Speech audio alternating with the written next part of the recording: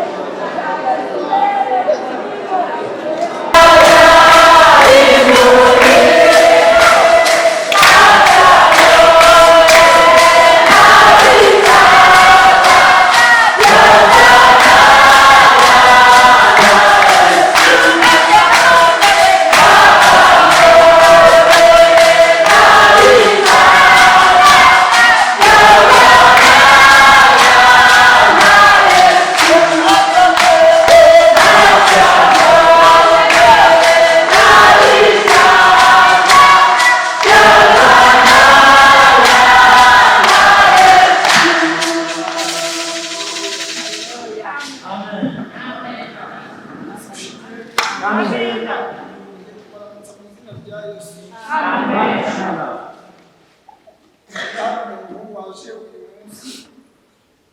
hanyuma iki cyumweru cyose tukaba tukimaze tutabana hano. Amazina yanjye nitwa Nyandwi Teofili, Kristo w'umunyakabanda paruwasi ya Muhima. Amen. Amen. Nyuma nakuri Bibiliya zanyu tuganira ijambo ry'Imana. Tugiye gusoma mu butumwa bwiza bwa Yesu bwanditswe na Yohana, dusoma igice cya 11. Ubutumwa bwiza bwa Yesu bwanditswe na Yohana mu gice cya 11. Ubutumwa bwiza bwa Yesu bwanditswe na Yohana bwanditsweho cyane. Twumvise umwuka anyoboye cyane cyane muri iki gitabo Yohana yanditse. Dusome mu gice cya 11, hanyuma dusoma duhereye ku murongo waho wa 20. Ahageze dusome. Marita yumvise ko Yesu aje, ajya kumusanganira, ariko Mariya asigara yicaye mu nzu. Marita abwira Yesu ati, databuja, iyaba wari hano, musaza wanjye ntaba yaragize ate, kandi n'ubu nzi yuko ibyo usabye Imana byose Imana izabiguha. Yesu aramubwira ati, musaza wawe azazuka. Marita aramubwira ati, nzi yuko azazuka mu muzuko no ku munsi w'imperuka. Yesu aramubwira ati, ngiye kuzuka n'ubugingo. Unyizera naho yaba yarapfuye azagira gute? Azagira gute? Kandi umuntu wese ukiriho unyizera ntazapfa iteka ryose. Mbese nizeye ibyo.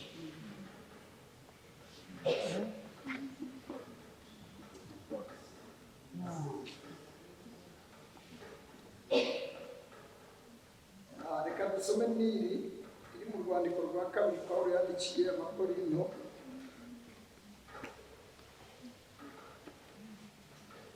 Basoma igice cyaho cya 5. Basoma duhere ku murongo wa 17.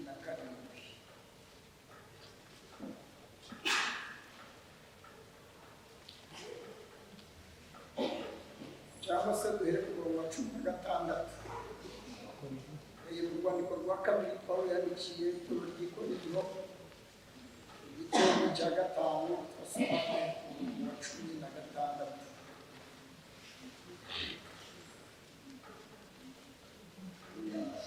Aravuga ngo nicyo gituma uhereye none tutazagira uwo dutekereza dukurikije amasekuruza. Nubwo ariko twatekerezaga Kristo, ariko noneho ntitukimutekereza dutyo. Umuntu wese iyo ari muri Kristo aba ari icyaremwe gishya. Za kera biba bigize gute? Bishize. Byose biba bihindutse bishya. Ariko ibyo byose bituruka he? Ku Mana. Bituruka ku Mana yiyunze natwe bwa Kristo, ikaduha umurimo wo kuyunga n'abandi. Uko muri Kristo arimo Imana yiyungiye n'abari mu isi, ntiyaba ikibabaraho ibicumuro byabo. Kandi noneho yatubikije ijambo ry'umunezero. Icyo gituma tuba intumwa mu kirimo cya Kristo. Ndetse bisa naho Imana iyingingira muri twe. Nuko rero turabahendahenda mu kirimo cya Kristo kugira ngo mwiyunge n'Imana. Kuko utigeze kumenya icyaha, Imana yamuhinduye kuba icyaha ku bwacu, kugira ngo muri we duhinduke gukiranuka kw'Imana. Amen. Mwakira ijambo ry'Imana. Hanyuma ndashimira Kristo mbashishije kubana namwe muri iki cyumweru cyose. Uyu munsi kugira ngo gusoza gahunda NIMWE ya Nibature, ndashimira Kristo wambashishije. Imbaraga z'ubwama amaraso ababwiye ko ntacyo bishobora hari icyo bishobora nta na kimwe rwose impamvu Pawulo yavuye ngo sinjye ahubwo ni Kristo ugize gute amen hanyuma dutangira hano ku munsi wa mbere twaganiriye ijambo ari naryo intego y'iki cyumweru cyose intego y'iki cyumweru cyose twari turimo kwiga ku ijambo rifite umutwe uvuga ngo kwakira ubuzima bwa Kristo hehe murahari yego kwakira ubuzima bwa Kristo hehe muri twebwe hanyuma ubuzima bwa Kristo twabiganiriyeho kenshi yabasobanuriye yuko ubuzima bwacu cyangwa se ubugingo bwacu bwapfiriye hehe muri Adamu na kera hanyuma rero kugira ngo bwongere kubaho nuko buzukira hehe muri Kristo hanyuma buzukira muri Kristo iyo twakiriye ubuzima bwa Kristo muri twebwe amen icyo duhinduka ubugingo buzima cyangwa se ubuzima buzima hehe muri Kristo Yesu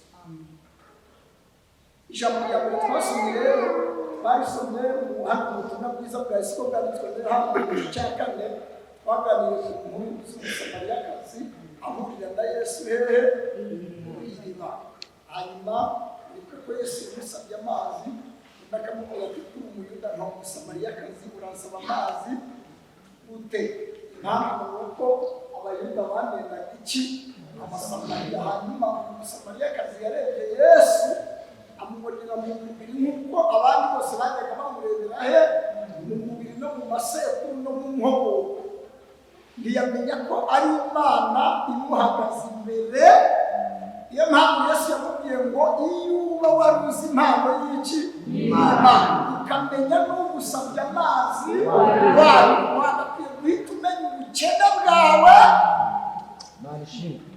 nababwiye ko ikimenyetso cya mbere kigaragaza ko umuntu yahuye na Yesu ni iki ni ukwirebera mu ndorerwamo ariyo Kristo kandi iyo wirebeye muri iyo ndorerwamo uhita ubona ububi bwawe uhita ubona ubukene bwawe uhita ubona ubutindi bwawe uhita ubona ubupfu bwawe iyo wirebeye muri Kristo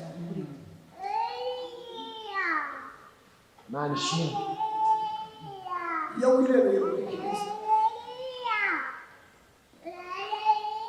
nko gufata urumuri ukamurika hagize gute hahagaze umwijima mu buryo ubona buri kantu hose Yesu aramubwira ngo iyo umenye impano y'Imana iyo umenye icyo Imana itanga amina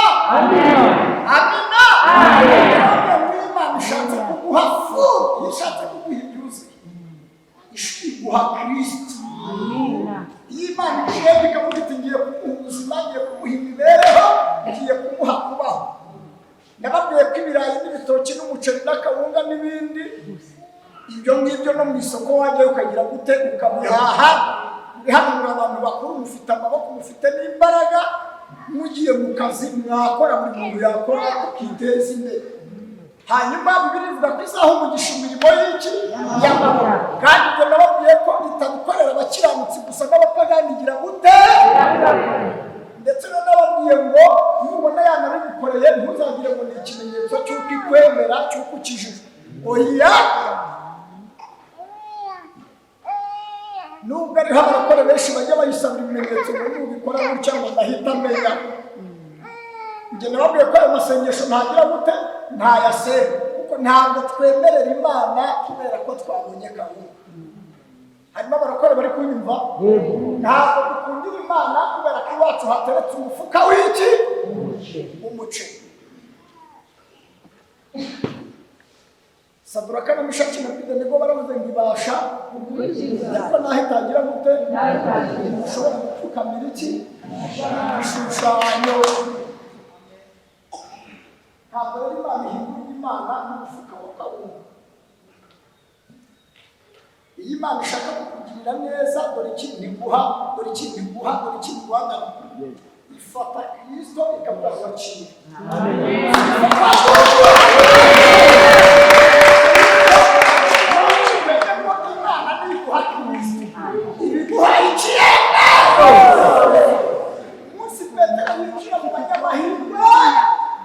Imana yamuhishuye Kristo yamumenyesha. Ubwo Kristo yabazaga abantu ngo ubwo yabazaga abigishwa mu bantu bagira ngo ndinde. Bamwe bati bagira ngo Yohana, abandi bagira ngo Yeremiya, abandi bagira ngo umwe mu baki bahanuzi. Araza ati mwebwe mugira ngo ndinde bakishishinganya Petero wahishuriwe kera. Sifa kwa Mungu. Yahishuriwe bwa mbere ku nyanja ngira ngo n'ejo twabivuzeho. Ubwo yarobeshaga ifi nyinshi Petero ntiyareba amafi ahubwo ahita abona utanga iki? Amafi. Ahita avuga ati ndasiga amafi muri iki utanga iki? Amafi. Haleluya. Petero yari yarahishuriwe kera.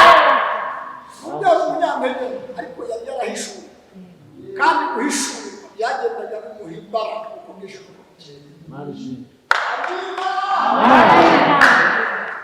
Petero atatera agatoki aho gati nkurikije uko nakubwiwe, nkurikije uko umenyereye ukuri n'uko umeze, aho gati Kristo umwana w'Imana yize gutera.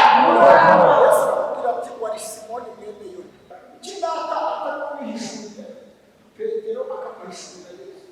Umumenyereza. Sifa kwa Mungu. Amen. Sifa kwa Mungu. Amen. Sifa kwa Mungu. Amen.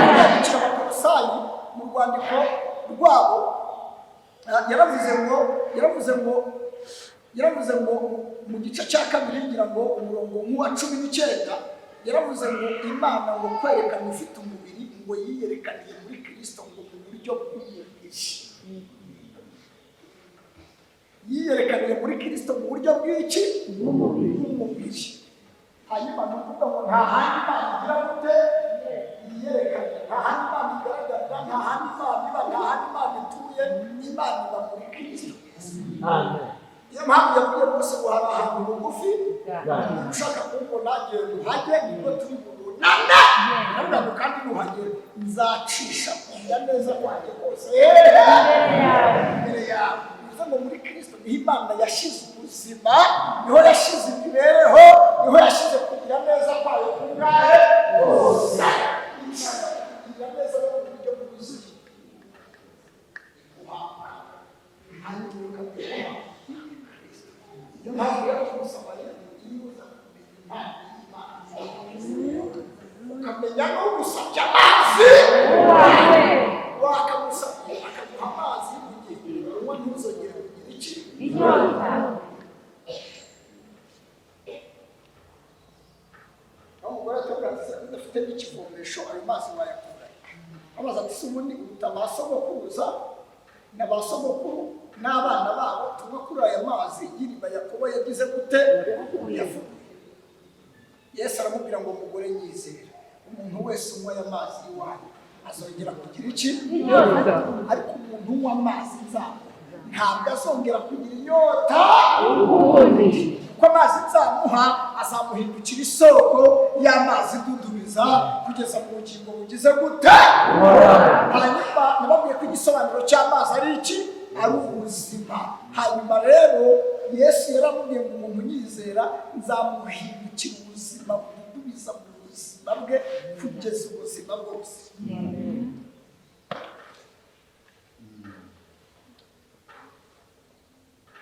Amina. Amina. Hanyuma ku munsi wa kabiri twasomye mu rwandiko Pawulo yandikiye Abagalatiya mu gice cya kabiri guhera ku murongo wa 19 wa 20. Yaravuze ngo amategeko yanteye gupfa, amategeko ngo kugira ngo ngire gute mbeho ku Mana. Hanyuma ku murongo wa 20 yaravuze ngo nabambanywe ariko ngize gute? Ahubwo ngo nyamara sinuriho ahubwo ni Kristo ugize gute? Hanyuma twabonye ko Pawulo amategeko yakoze ibyaha, hanyuma amategeko kuko hanira ibyaha itegeko rikagira gute? Kamwicisha. Sibyo? Hanyuma Pawulo yamara gupfa hakagaruka undi Pawulo wundi ariko utagarukiye muri Pawulo wa mbere, ahubwo hakagaruka Kristo muri Pawulo. Iyo mpamvu yavuze ngo nabambanywe nande na Kristo, hanyuma none mugize gute?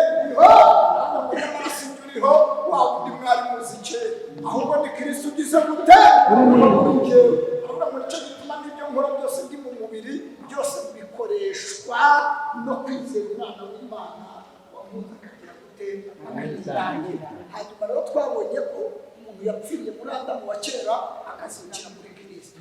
Hanyuma rero uyu ugarutse rero sifa kwa Mungu ntabwo agomba kuba ari wowe tuzi wo kwanduza amaguzi no kwasotera, ahubwo agomba kugaruka Kristo hehe ibyo n'ukubonye wese avuga ati mbonye Kristo wigenda.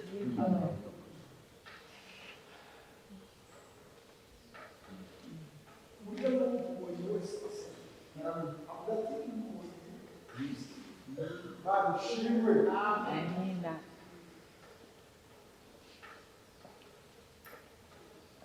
Amina. Amina. Amina. Amina. Ugomba kuba umukristo kugeza ku rwego n'ukubonye wese atagira gute atabona wowe.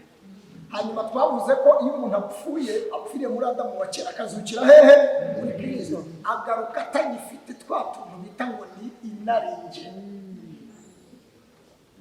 Inaringe muratwibuka bakantu kaba mu muntu kavuga ngo ngewe kubwiye bikabamugiye umurangiye twe wacu kunye uko bakunye mwene ntuza kunye mwene naka base kugasanga kandi ugomba kabigashingiye kuri kamera iwabo ngo nasana nyina babaragira iyo kamera kaza bati mwene naka ubwo bize ngo naka nuko yaragize gute yarameze n'amakomoka aho niko yaragize gute niko yarameze bikagenda bikaba umusoro bigahinduka kwa Adamu muri kamera yo kwa Adamu wa kera.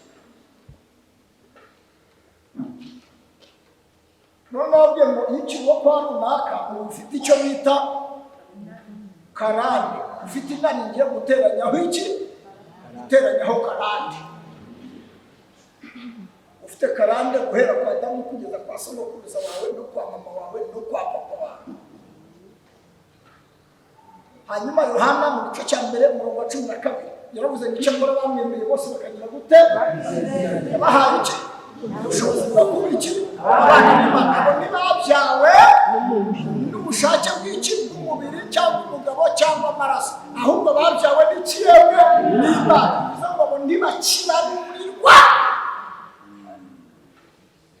mu bisekuru by'iwabo, ahubwo bafite identite y'ubumana. Birabwiye ngo bo ngabo basatuye wabasangamo amaraso yande ya Kristo abagenda. Uramutse upimye DNA wasanga ni ijana kuki kwishana.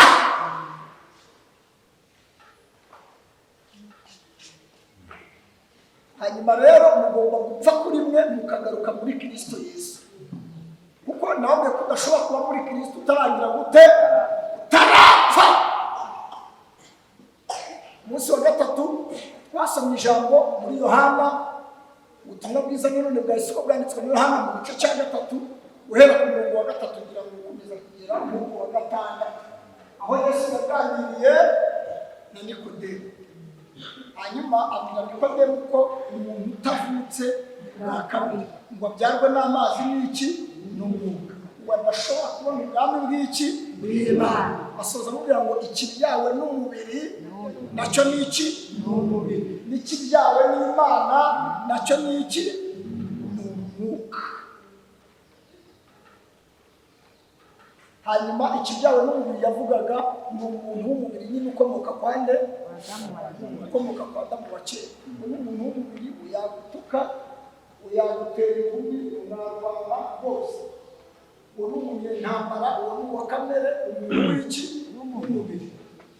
Kandi umuntu wese ukomoka kwa Adamu abe mutoya cyangwa abe mukuru akora icyaha cyo kwa Adamu. Hanyuma ibyaha akora rero ibyaha mbona abantu bakora ntabwo ari byo byaha, ahubwo ni imbuto z'iki ni imbuto z'icyaha, ni amashami y'ibyaha ni imbuto zabyo.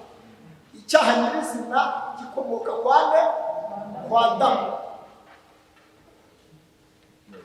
Narabwiye ngo niyo mpamvu ababyeyi muri aha ngaha bafite abana ujya kumupima kandi akagize gute karatumye kakarakara kakagira umujinya kakagira amahane. Biriya ntabwo ari ukigisha kurumana, si ukigisha kurakara, si ukigisha umujinya. Rwose kavukana kamere yo muri wowe gukomeza kugera kwa Adamu.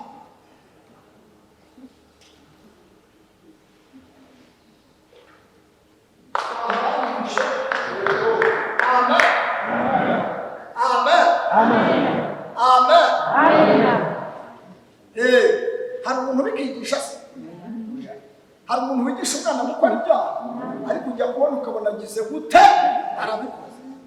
Niyo mpamvu y'umutera ni kamere ituruka muri wowe uhita umenya nawe uko uteye bigahita bimanuka bigahinduka kwanda mu bake.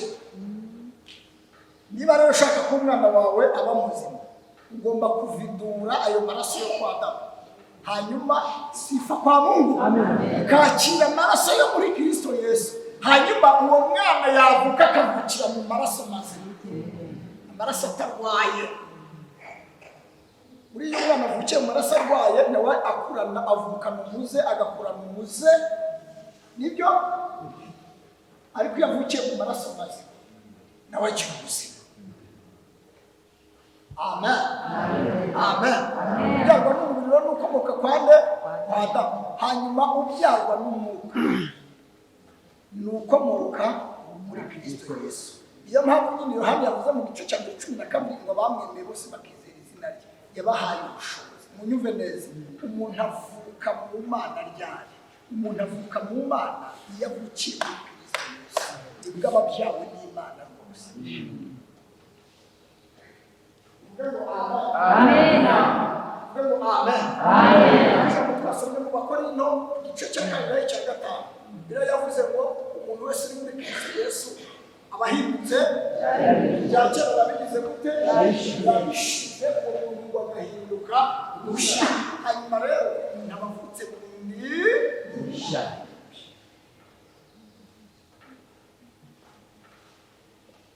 Wakati kwa gatanu twanganiye amagambo asa, twasomye mu rwandiko rwa, twasomye mu butumwa bwiza bwese ko bwanditswe na Yohana mu gice cya 5.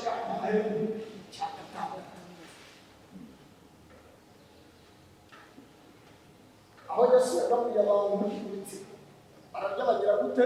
Barahaga. Bukeye bagira gute?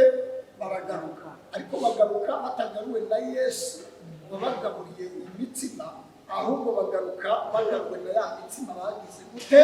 Kandi bagahaga indi bakayicyura.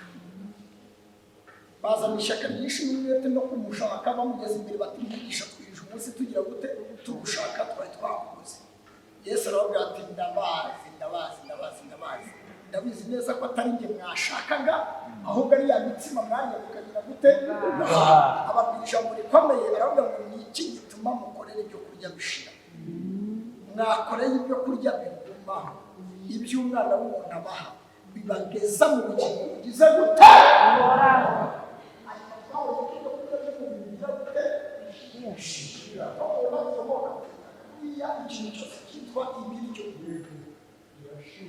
Ikintu cyose cyitwa ibiryo gituruka mu itaka. Icyo bita ibiryo cyose gituruka hehe? Gituruka mu itaka. Hanyuma rero iyo kigiye kuribwa n'ubundi kiribwa n'itaka, bikazarangira byose bibaye iki? Itaka. Finalo bikaruhukira mu itaka. Imibiri mirya ikomoka mu itaka, birangira iyo mibiri nayo isubiye hehe? Isubiye mu itaka. Uko bimeze. Pawulo yandikira Abagalatiya mu gice cya 6 yavuze ngo umuntu wese ubibira mu mubiri azasarura kugira gute? Umuntu wese ubibira mu mubiri azasarura ubora. Hanyuma rero ibyo dushyira mu mubiri byose n'ibyo dukoresha mu mubiri birangira bigize gute? Iyi myenda twambaye ni itaka,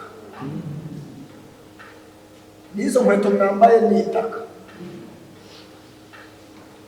n'amafaranga dutunga byose ni itaka. Byose iyo bibuze bihinduka iki? Bihinduka itaka. Iyo mpamvu rero kubibira mu mubiri nyuma na nyuma umusaruro uvamo ni ukugira gute? Yaba ibyo abibye yaba we n'ibibye byose birangira bigize gute? Bihoze. Ariko ariko bibira mu mwuka, muri uwo mwuka sifa kwa Mungu asarura ubugingo bugize gute? Rero guhera umunsi wa none mumenye aho mugomba kubibira.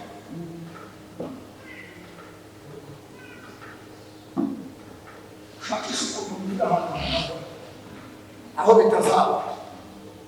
Amen. Amen.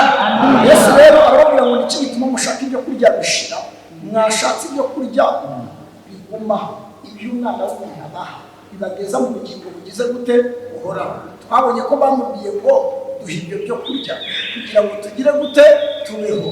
Hanyuma Yesu arababwira ngo ibyo kurya datatanga biza bivuye mu ijuru ni umubiri wanjye. Aravuga ngo urya umubiri wanjye akanywa n'iki n'amaraso yanjye wazabaho kugeza iteka ryose.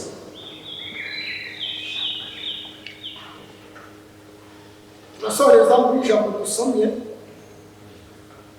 ubutumwa bwiza bwa Yesu ko bwanditswe na Yohana nanone igice cya 11 umurongo twahereyeho inkuru za Lazaro na bashiki be na Yesu. Amen. Amen. Nabizi ko muri iyi minsi ngo Lazaro yagize gute yarwaye amaze kurwara atumaho Yesu. Yesu murabizi ko yahoze ari inshuti yahoze ari inshuti ya Lazaro ndetse n'abashiki. Hanyuma amateka avuga ko aha kwa Lazaro n'abashiki be Yesu yajyaga akunda kunyurayo kenshi, kuko inshuro nyinshi iyo Yesu yajyaga i Yerusalemu yabanzaga kunyura i Betaniya aho abana bari bagize gute bari batuye. Hanyuma rero iyo yahanyuraga zimwe muri komanderi zivuga ko ngo yahacaga bakamwakira neza. Iyo yashakaga kuruhuka yashoboraga kugira gute kuharuhukira. Birumvikana umubano bari bafitanye n'uburyo bw'ibyo bari babanye neza. Yari afite uburyo ajyayo cyane, afite uburyo babana nawe cyane. Amen. Amen. Amen. Yesu rero ngo azaragira gute ararwara. Amaze kurwara batumaho Yesu aramubwira ngo ukunda agize gute ngo bamubwiye gute ntiyajya uwasinya kangahe kabiri atajyayo, kandi baramubwiye ko akunda agize gute. Kandi kugira ngo Bibiliya ivuge ngo ukunda nuko amateka yari ahari ko Yesu yakundaga nde.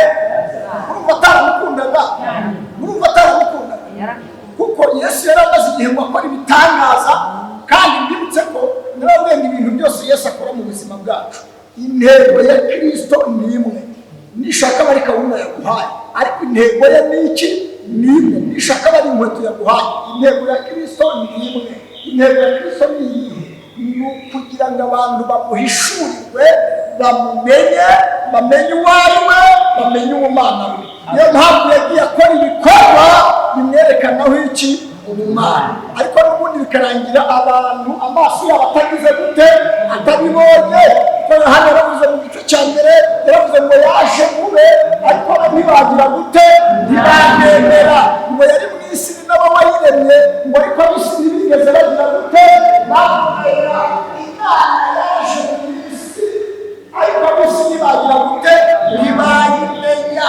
Imana yaje kuba yaremye mu biremwa zayo, ariko abo yaremye ntibayemera barayihakana. Yaramaze igihe rero akora ibikorwa bimwerekanaho iki? Ubumana. Amina. Yahamagara amafi, Petero atabonye amafi ahubwo yabonye Imana. Sifa kwa Mungu. Sifa kwa Mungu. Yavuze ngo vahondi mwana kuko niki y'umunyabyaha. Yamenye ko ukoze ibyo ngibyo atari umubiri n'amaraso, ahubwo amenya ko ari Imana igize gute ibikoze. Ibishurirwa bya Petero ahita amenya ko ari umwami umuhagaze imbere. Petero ngo yibona nk'udakwiye guhagarara imbere y'Imana, ahubwo ngo vahondi mwana kuko niki ni umunyabyaha.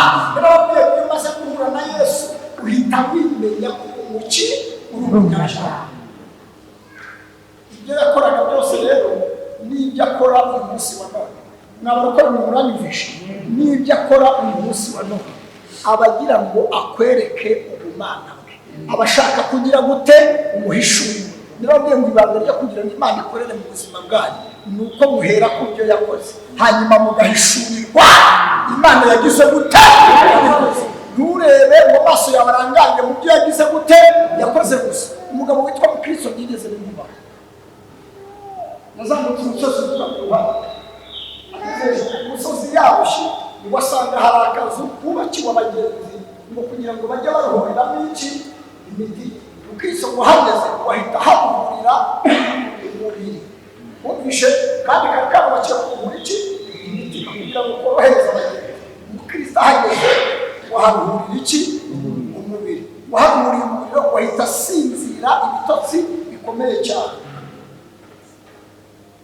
aza gukangurwa n'ijwi rimubwiye ngo uzasinzira ugeze ryari wa munyabitotsi ngo yicuye uwo mwanya ngo ashigukira hejuru ngo ahita afata inzira yiruka ariko agenda atangi iyo ni ingaruka yo kuruhura umubiri.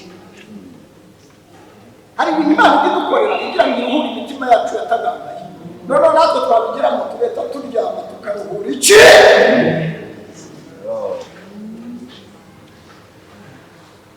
ingaruka rero yo kuruhura umubiri ahagenewe kuruhurira imitima ibiz'Imana ikora n'ibyo yakora.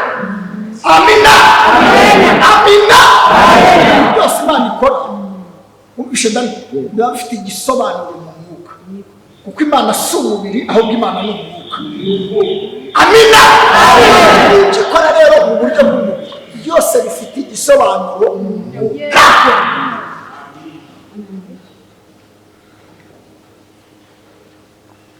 Imuhaye agahenge umutima we ahita aruhura ingaruka rero yo kuruhura birangira umuntu asinziriye umuticura. Ingaruka yo gusinzira birangira umuntu ataye ataye umuzimu kandi uyu muzimu yari yarawuhereye ku musaraba aho yaturiwe umutwara uwawumuhaye rero ubwe ngo uzajya ugenda umusoma uyu muzimu uzajya ugenda uguhumuriza sifa kwa Mungu kandi kugera ku marembo y'ururembo siho rugiye uzawerekana uzagira gute cyane ko umuzimu icya kabiri n'umwambaro icya gatatu sifa kwa Mungu ikashe yatewe n'ikimenyetso sifa kwa Mungu sifa kwa Mungu ikashe ikintu isobanura ikashe isobanura umwuka wera.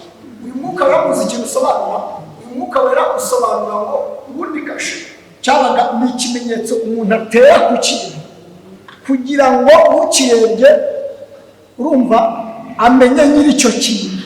Nanjye bishobora barokore mwe kugira ngo amenye icyo kintu noneho kashe ni ikintu utera ku kintu kugira ngo bigaragare ko icyo kintu ari icyawe bwite nyine ni ikimenyetso. Niyo mpamvu umwuka uragira ngo na kashe cyangwa ikimenyetso. Pawulo yandikira Abaroma yaravuze ngo yamuduhayeho nk'ingwate y'abazaragwa agakiza.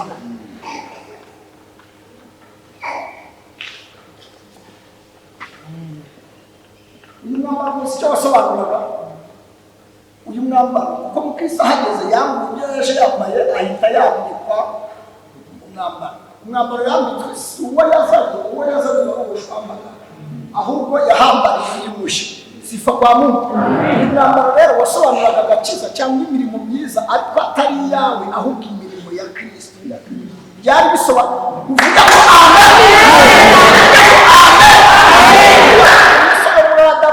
yari amaze kuyambura kuko yose yari gushwambana ahubwo yambikwa imirimo ya Kristo.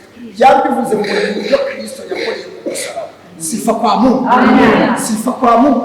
Umwambaro awuhabwa ngo yageze mu nzira ahura n'abagabo ngira ngo babiri cyangwa batatu ngo bari barimo kubira inkiki urabaza tukuki urimo kunyura ahantu habujijwe urabona batumye umuhango umaze imyaka irenga 1000 kandi umuhango umenyerewe no mu mategeko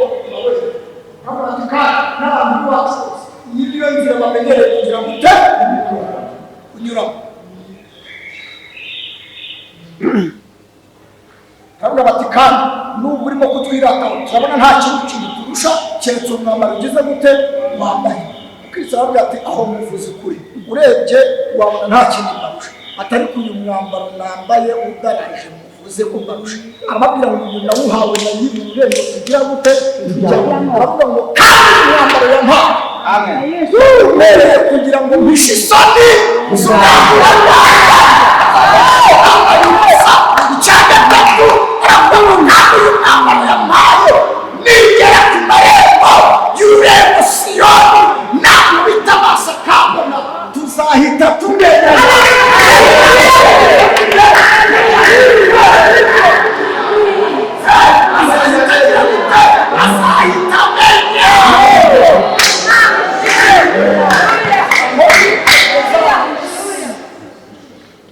azahita amenya tuzahita tumenya agatugurire ahandi hose turasa uyu mwambaro mwambaye uyu mwambaro wari agakiza uyu mwambaro wari ibyo Kristo yakoze sifa kwa Mungu sifa kwa Mungu sifa kwa Mungu yaravuze mu bitabo umucamanza yabonye amaraso nta kintu yakoze abagafite umucamanza izina ryanjye ku mutima we ndakugira nta mwezi wamunyukana sifa kwa Mungu sifa kwa Mungu yaracungiye Mungu we muniko kumishimira nange singize kutekereza na Yesu turuhuke tugiye gusenga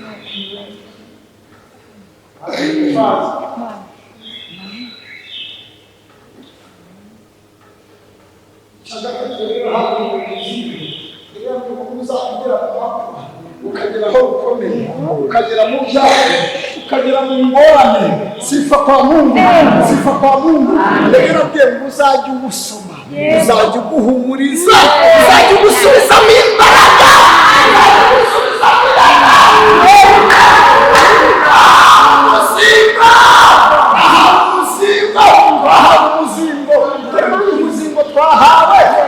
twahawe kugira ngo nituzajya tugenda mu nzira tukagera mu makuba no mu byago no mu ngorane tujye gusoma umuzingo ugire guteyeme duhumurize niyo mpamvu ngo Kristo yawutwaraga mu isaho byavugaga mu mutima sifa kwa Mungu sifa kwa Mungu yawutwaraga mu isaho mu mutima umuzingo bawutwara bene bana abitwara muri izi mpapuro unawuguramo hano akawushyiraho utawimura hano mu mpapuro ngo muwushyira bizahinduka inyuguti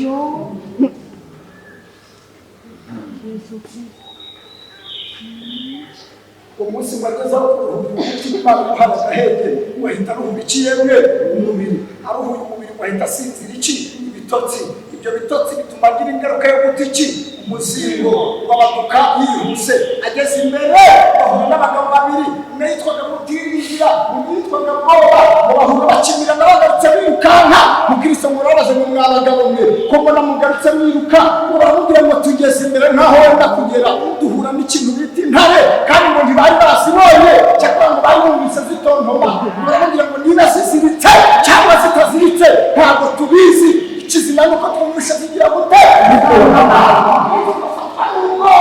agiye kwihumuriza agiye gushaka ibihumuriza ugasanga yarabitaye abantu bataye ijambo ry'Imana abantu bataye ibihumuriza ibihumuriza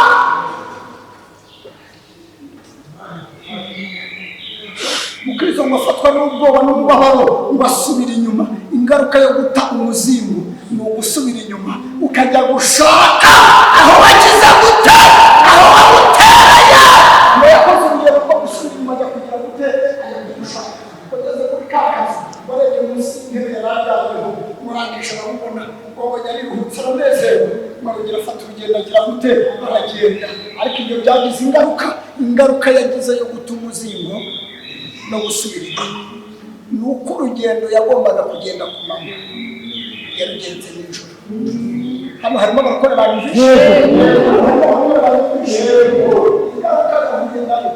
yo gusubira no guta umuzingo nuko urugendo yagombaga kugenda nijoro nako yarugenze ryari hagarara kigabure ugende nijoro hagarara kigabure ugende nijoro niba warataye umuzingo ihangane ubu hari abantu barimo kugenda urugendo nijoro kuko bari barataye iki basinzire bagata umuzingo ngiyi ingaruka ubwo wagombaga kugenda urugenda nijoro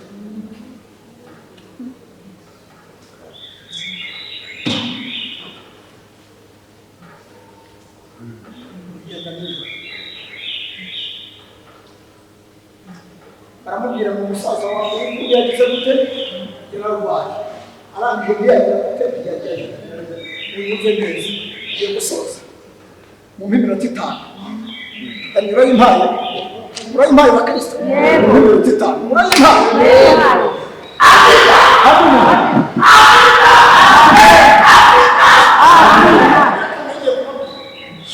teste zose z'ubumana Yesu azikorera kuba kuruta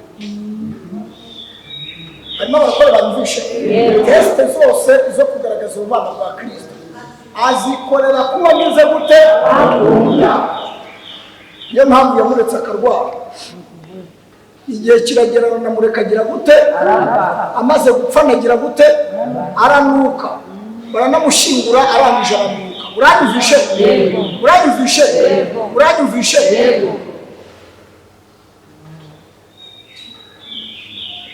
abona amaze gupfa neza abashi amaze gukora berekana iki abayuda ntibemere ko ari Yesu yabapfuye yazi umwana wa Yairo bati yaragishushe azuye akana k'umupfakazi w'inayini bati yaragize gute kari kagishushe ahubwo ati noneho ko abayuda ngo bemeraga ko umuntu yapfuye byibuze amaze iminsi 3 agize gute apfuye mbere yo minsi 3 ntibabyemeraga niyo mpamvu Yesu yaretse agashira iminsi 3 hakiyongeraho n'uwaka kugira ngo babe confirm ndi ko umuntu yagize gute arareka baranamushimira ariko atari ku amwatsi ahubwo ari inshuti no mu rupfu rwa Lazaro Yesu yari inshuti sifa kwabo no mu rupfu rwa Lazaro Yesu yari ikiyaga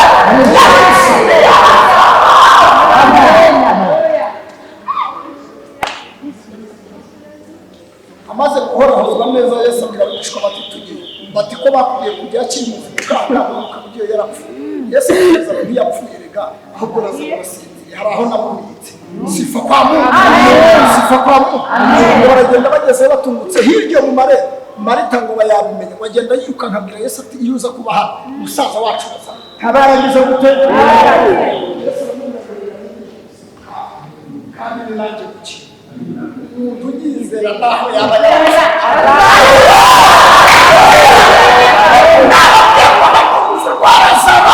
ubushuti bwa Yesu na Lazaro bwakomeye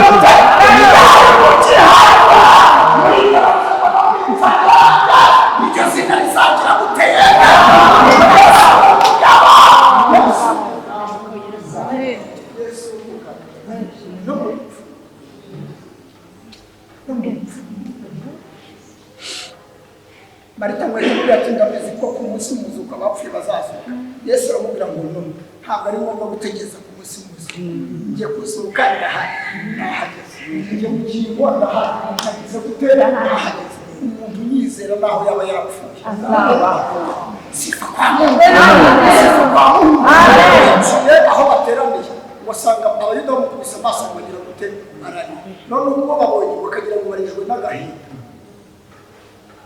Yesu nawe bagira gute ararira babonye arize bavuga bati muri buryo yagiraga gute kumbe ngo si cyo cyari kimurishije ahubwo yararishijwe no kutizera arimo kubona mu bayuda bakagusoma ni wewe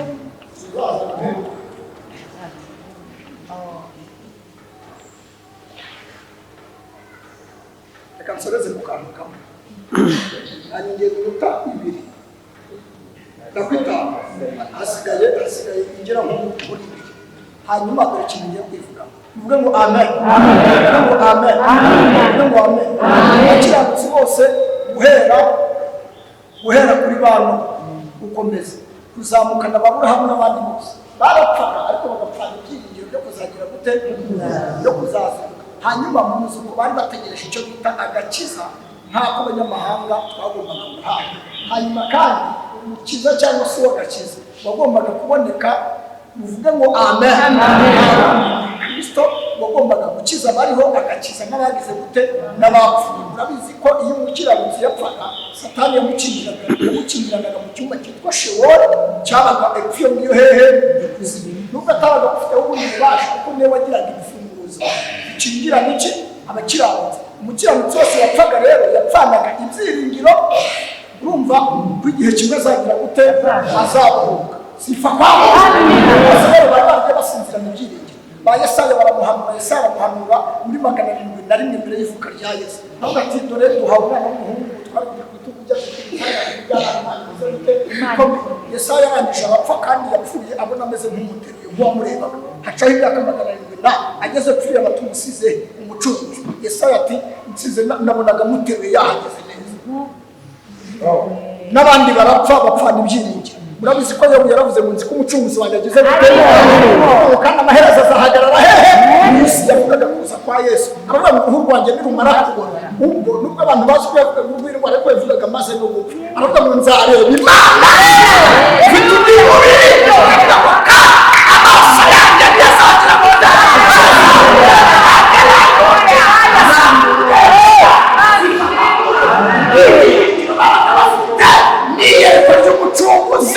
zifa kwa Mungu ubundi rumarana kubora ariko tuzayireba dufite undi mubiri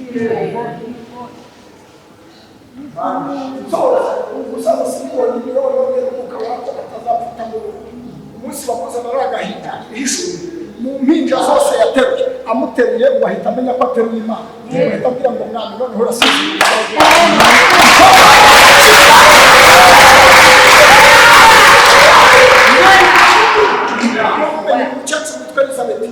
wehuye na Mariya Yohana afite amezi 6 Yesu afite ibyumweru iminsi ngo bahoberane ngo abana bahita bakinira mu nda Yohana na Yesu baramenya sifa kwa Mungu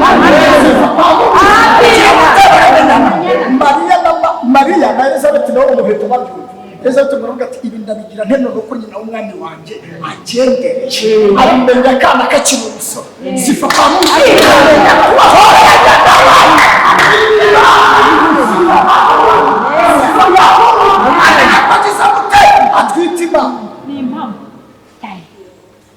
Yohana nawe nk'umuhamya bamushyira mu zimu hatuma abigishwa ati mwumbarize niba ari we Yesu mweta ko ibitangaza ubu bagenda bavuga bati tubonye akiza impumyi aho muri impumyi azura n'abapfuye ati ibitangaza birakoreka aramureka aramanuka gipfiriye kumbe nk'uko yari inzira imuteguriza yagombaga no kumanuka akajya gutunga akajya no kubwira abepfiriye ati nsize mubatije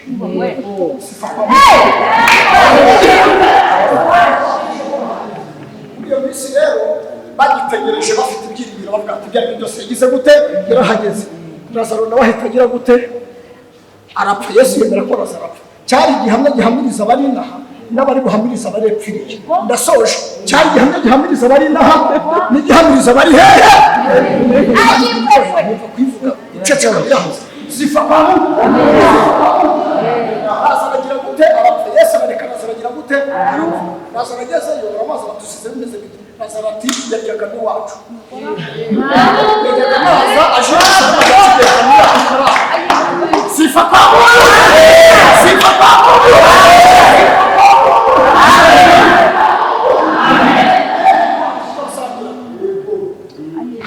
baturabizi neza Lazaro ati mukuri kw'Imana twanabanaga yari n'inshuti yanjye bakiri aho rero Lazaro agiye kumva yumvijwe bimuhamagare kugira ngo Lazaro agira gute asohoka andame ijwi ryugize gutera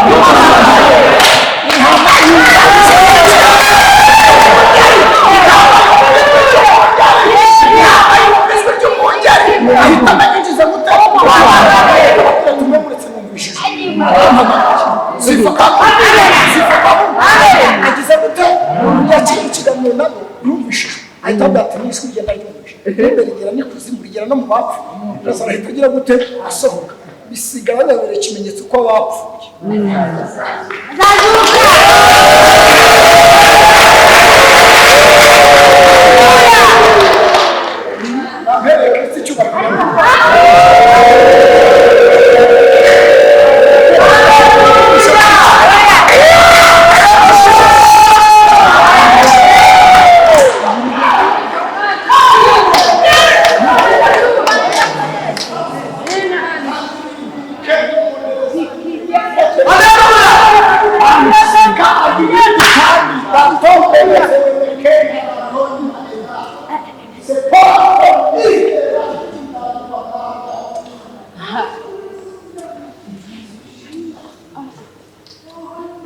umunsi abayuda bari hejuru y'umusozi baremye baravuga bati tubonye kuzuka n'ubuzima arahangaha n'abari epfiriye ibyiringiro biruzuye baravuga bati ko n'uwapfuye muri twazutse natwe isho cyangwa isho kuri tuzagira tuzazamuka. Yesu ageze ku musaraba amaze gupfa mu buryo bw'umuriro amanutse ageze kuzimu ngo n'ubwa mbere mu mateka y'isi kuvuga hari hageze icyo bita umucyo. Hano hari umwijima n'ubwa mbere mu mateka y'isi hari hageze iki umucyo.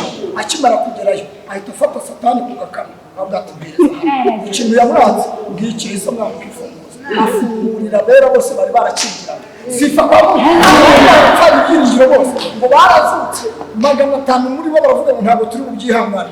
Baravuga bati turatambagira muri Yerusalemu.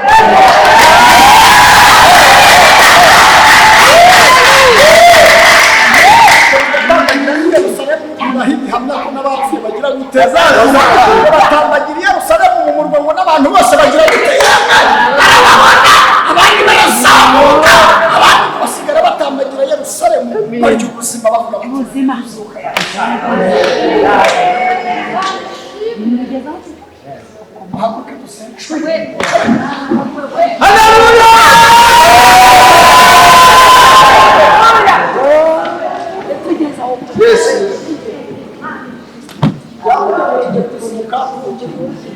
Umwizera naho yaba yarapfuye azagira icyizere kirahari. Kora mu kiganza mubwire ngo icyizere cyo kuri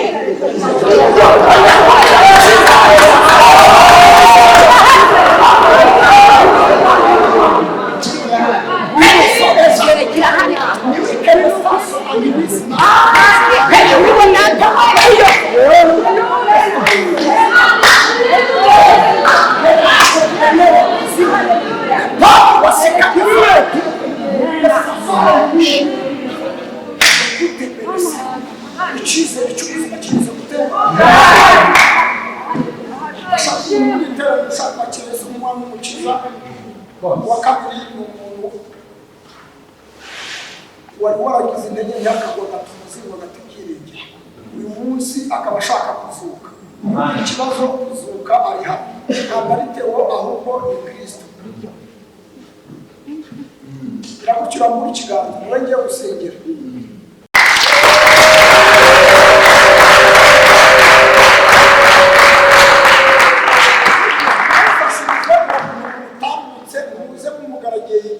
yego rwose Imana ishimwe.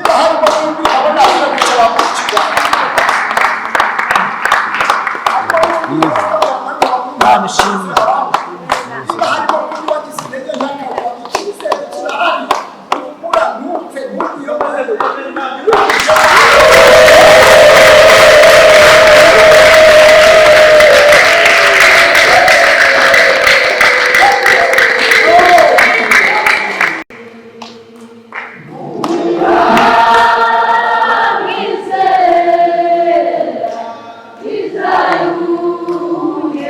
Yeah.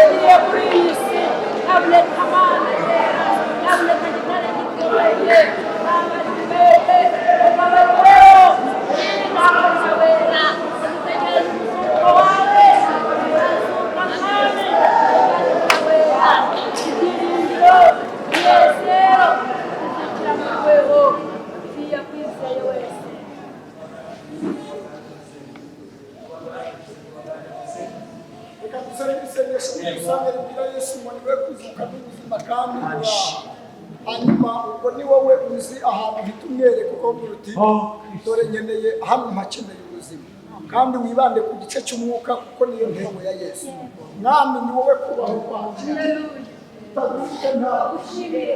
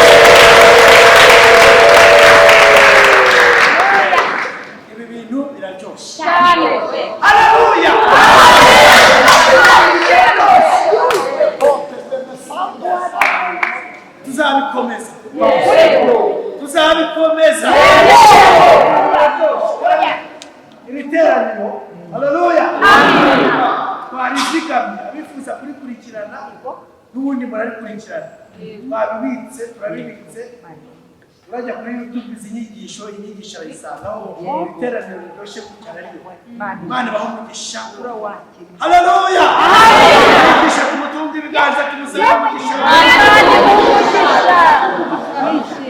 baraka na turamushimiye tugiye gukora umurimo w'Imana hano harajyamo amaturo hano harajyamo icyacumi hano harajyamo ituro ryo gufasha wa mugeni wacu ushingirwa uyu munsi muze tumutere inkunga wa musore wacu tumutere inkunga akeneye fanta zo kwakira abashyitsi kandi natwe twese turaba tuhari Imana bahumugisha kubw'umurimo mwiza mugiye gukora Imana ibagire neza tugiye gusenga Imana kasabe n'ubundi masengesho za masengesho asenga Imana ariko Yesu araryoshe kandi twakira ubuzima buzima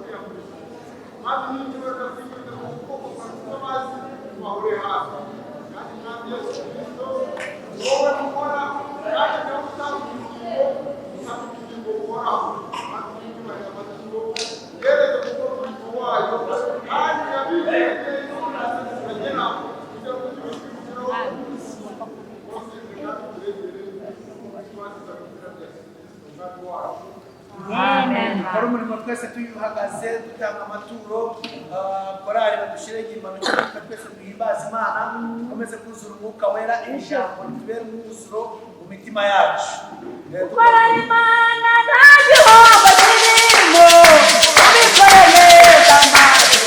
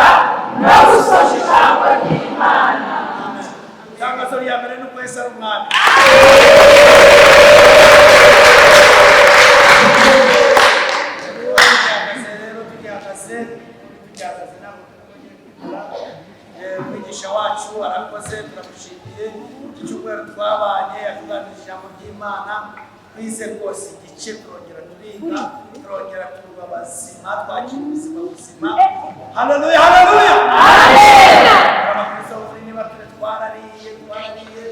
Kandi tuzongera tujye tuzongera tubitekerezeho urabizi ko afite umwe no mugeni ariko mbere ndumva yasa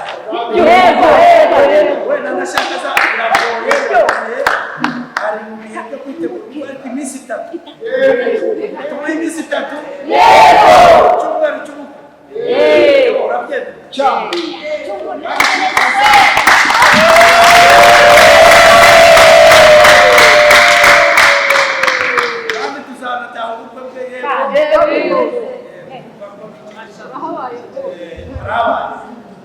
Imana bamugisha mwese korari Shalom Imana bamugisha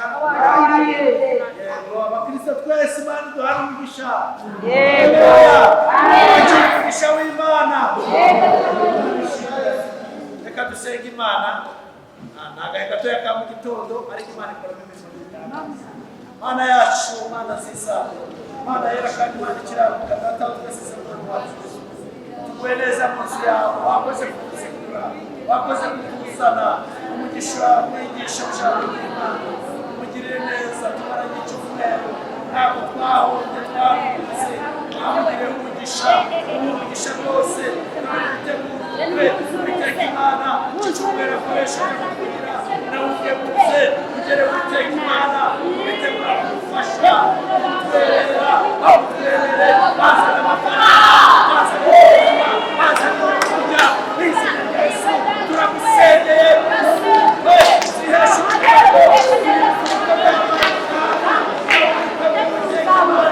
Yesu zamukaye akuze neza neza akuze uzamukaye uzamugirire neza haleluya ikubahisha iyo muhamagaye abera Imana uzamugirire neza korari Shalom bahungisha bagire neza twebwe abazindikira yawe tuhumvishe rwose